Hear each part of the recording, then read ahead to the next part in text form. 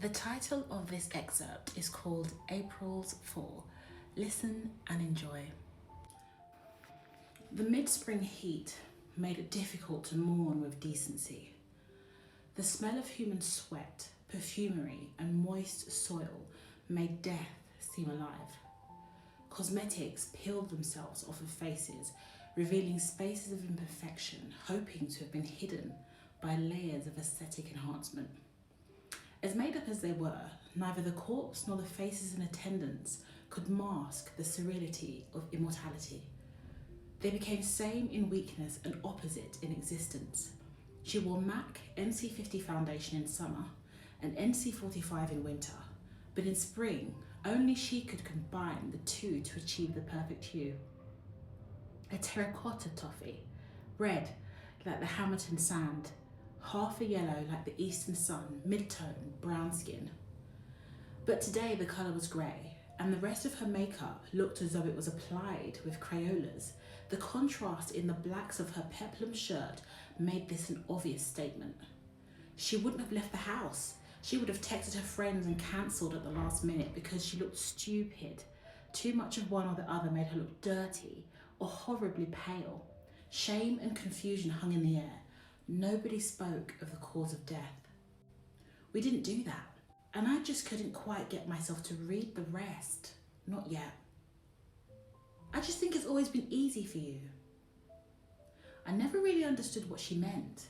I always thought we had so much in common, so much we shared. I'd look deep into the windows of her soul and feel a repellence, a pure, vivid rejection, an inky violet vicious brushstroke across the lens of her view of me, a full-vis painting of an amethyst indigo child. But when I looked at her, I saw myself. I felt like she robbed me of my reflection, and the inadequacies she accused me of made me feel helpless in my quest to reconnect with my soulmate. I always thought it was okay to believe she belonged to me and I her. But after all the speeches at the funeral ceremony, I was forced to accept that in fact I didn't quite know her as well as I thought. And although we shared so much in physicality, it came to feel like an overcompensating mass of nothingness as she lay motionless in that coffin. The future of my shadow would be as regular as the rest, just me the individual. When they ask of me, they won't say her name. It would feel like we killed her, but mostly me. I would hold myself responsible for misunderstanding what was supposed to be a lifelong connection, a blessing from the universe through the womb, a soul to keep, a physical manifestation of my reflection. In the old days, people like us would have been left for dead, abandoned at birth. We came at a time it was acceptable to be as we were born, and we took it for granted. I took her for granted, the one person I could genuinely call my own. She was stuck in the middle of two standards of spectrums, colour-struck with confusion, too many wild assumptions and racialised projections that she'd internalised. Sensitive, self-sabotaging, sacrificial saviour, it was never enough. Subconsciously self-ordained poster child for the opposite of what she was not, but not quite what she was. Midway just wasn't the way. Ashes to ashes, dust to dust, the vicar pronounced, as the only tear of understanding to form trailed in a snail pace down her nude cheeks. She felt no shame in her bareness. Her yellow undertone didn't bring the same shame or awareness of anything other than nothing that was abnormal. Her slim figure caught every angle of the ankle-length indigo visco steel sander dress, a last-minute birthday buy before the lockdown began. She couldn't wait one more month. She stroked the fabric, lamenting into her forearm.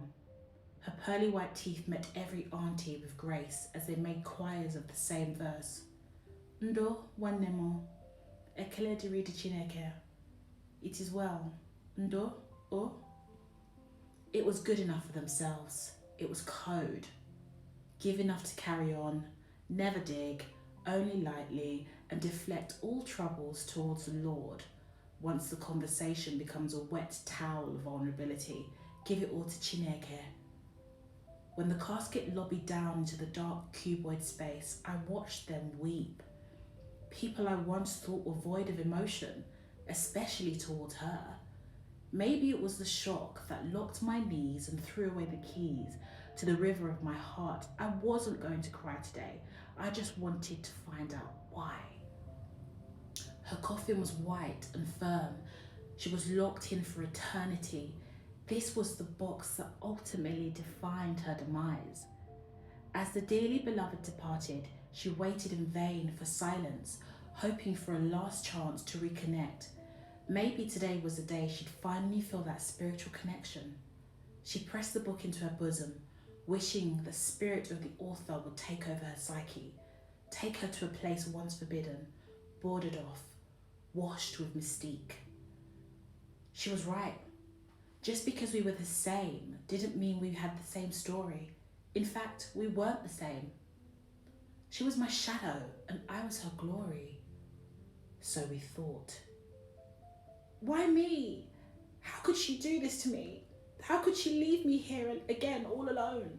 She bawled, with disregard, unbolting the knots in her kneecaps, falling to the ground in remembrance. She wept with her soul, deep, long, loud, gasping howls, knowing her parents would allow her this moment to mourn openly in private. She threw herself over the freshly covered pit, dropping the textured glue-bound aubergine hardback book. The edges of its gold leaf pages fell open. She sat upright and wiped her face with the corners of her palms and glared at the open book. Crawling onto fours, she fingered the lines of handwritten text on the page. April's Fool.